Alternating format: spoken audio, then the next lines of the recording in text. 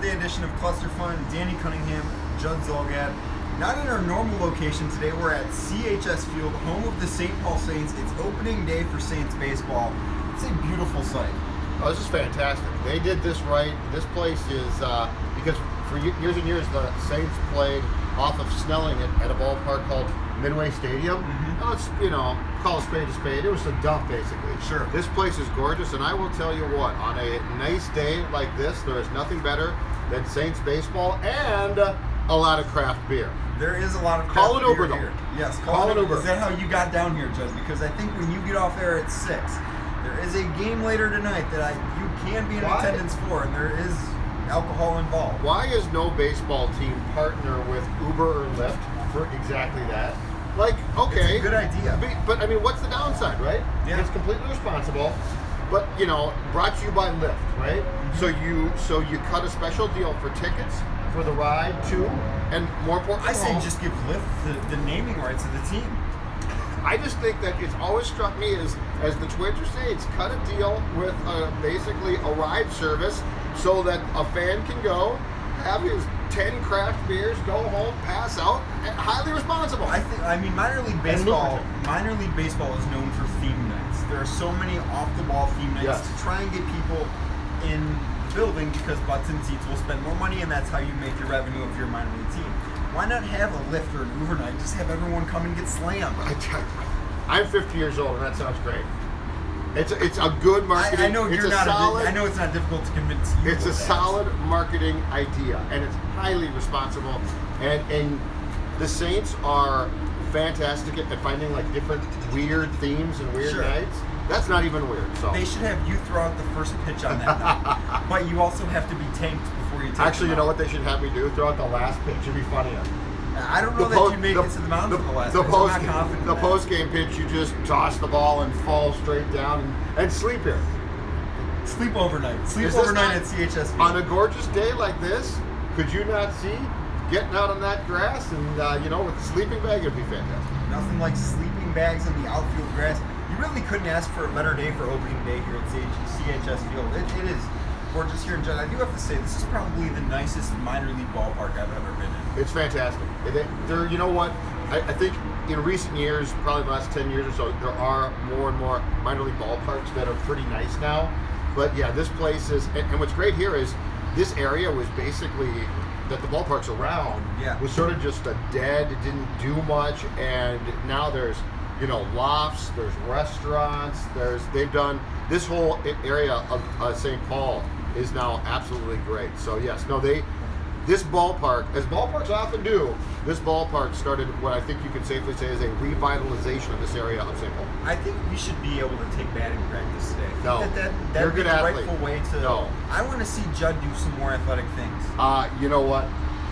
You would be a viable candidate to hit the baseball. You'd be fine. I would not. But can I talk about my favorite thing about baseball? Yes. The dugout. The dugout is great. The dugout, in fact, Seth, can you pan around this place now? Now, it does not look like we do have some props, too. We've got some sunflower seeds. Yep. We've got some Big League Chew. Oh, Big League Chew. Let's see that. Not really, but I'll check it out. Oh, small packets. Small packets here. Yeah, and we got 25 cents off. Big League Chew personalized. But I love the dugout because the dugout is one place in life, 2019, where there are essentially no rules of decorum, cleanup. I mean, look at this. Yeah. Sunflower seeds, I guarantee you, from last year. Garbage can still full. Filled with Powerade cups. I mean, we're sitting on the back of the bench here. The dugout is the one place in life where you can still basically say, should I clean that up? And the answer is absolutely not. And plus you can these spit. Sunflower seeds have been on the ground? Oh, varying degrees, varying years probably. I mean, there's probably some that have been here 2 years, the small I'm kind ones. of surprised that this hasn't been power washed throughout the winter. I like the fact it hasn't. I think it's fantastic. It hasn't. I think it's great. And and you know what? You can come in here, you can litter, you can throw cups, do all that good stuff, you can spit, and nobody has to clean it up. Yeah. Well, somebody does eventually, or it'll just be a garbage disposal. Well, the point is no one's following you around trying to clean this thing up. It's the one place where rules don't apply. Right, exactly. Just like Teachers fighting. wouldn't like it. Just like a baseball brawl, you can't get charged for assault if you knock someone out on the field. If it's inside the lines, you're good. never Just like thought in about hockey, that. right? Yeah. So what happened on the ice last night? Because I saw you had your morning Judd this morning. You were pretty fired up. Oh, it's just embarrassing. The National Hockey League. And you know what? This is where I can't argue. I can't debate you. You're a basketball guy. You get game 1 of the Eastern Conference Finals, Awesome right? game. It's an awesome game. It's great. Today you're talking about that game. The Bucks win. It's great. I get an awesome game. Overtime, Sharks and the Blues, and how does it come to an end? On a obvious hand pass, which is illegal, an obvious no goal. Put him in the box. The Shark, no, it's just a dead play. The play's just dead, no goal. But here's what makes no sense. 4 guys miss it, so the referees, linesmen all miss it, and then they can't review it. But these idiots can review an offside call. Like, a goal can be scored, and the opposing coach can say 5 minutes before that goal was scored. I kid you not. 5 minutes before that goal was scored, there was an offside. They could go back 5 minutes. Yes, they'll put time back on. It's ridiculous. My God. But the point being is, and I guess I'm again conceding to you. This is where, like, if I want to say, well, Danny, you don't understand hockey. I don't understand hockey. Yeah, and you're a hockey guy. And you've got game 1 that you can talk about the game, and I've got another debacle because this league can't get its act together. It just continues to embarrass itself. Yeah, so I mean, you'll be able to hear more on Judd's hockey podcast next Monday. Judd will be out. I'll be hosting, driving the show. It's going to be the best show in the history of Judd's hockey podcast. Show and tell time? It is show and tell time, but be sure to stay tuned for Judd's hockey podcast. This is not going to happen. All right. Seth, don't let this happen. All right, what do we have show and tell today? St. Paul theme, right? We're in St. Paul. It's like my 3rd time in this city. Okay, all right. Here's what we got. Seth, bring that camera in close. Danny, I'll show you in 1 second.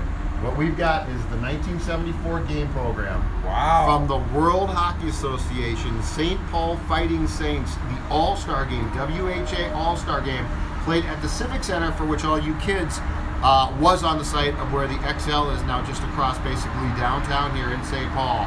This was This was where Bobby Hull went to play for the Jets. Gordie Howe went to play for Houston. A lot of big names back in the day. But this was the WHA All-Star Game in downtown St. Paul. A proud moment for St. Paul back in the 1970s. Were they really called the Fighting Saints? Yeah. I feel like that's a counterproductive nickname. I feel like saints are supposed to be heavenly and not fights. That's the point. The irony, Danny? Incredibly ironic. Let me see some of these logos. And look at these photos, too. So here's the best part. These are the photos of people involved. This is what they did in the 70s. They drew photos. Oh, the whole Quebec, the Chicago Cougars. Yes. Here, I'll show you the real quick here before we wrap up. Let me get. There's the. The Cleveland Crusaders. Yes. Oh, the Your Oilers. club. Look at them. The Houston Aeros. Your club. Yes, exactly right. Winnipeg Jets. The Toronto Toros. Toronto Toros. Oh wow, what a program. Yep. But anyway, so here are the logos of the WHA. St. Paul themed back in the day. I looked long and hard to find this in the basement, but I found it just for you guys. All right, well, we can't beat that. That's Cluster Fun for today. I'll be back tomorrow, 11 a.m., back in our normal time, normal location. It'll be myself and Phil Mackey. All right, Stay tuned for that. Come Judd's on. on his way Come to on. Vegas. You ain't got nothing.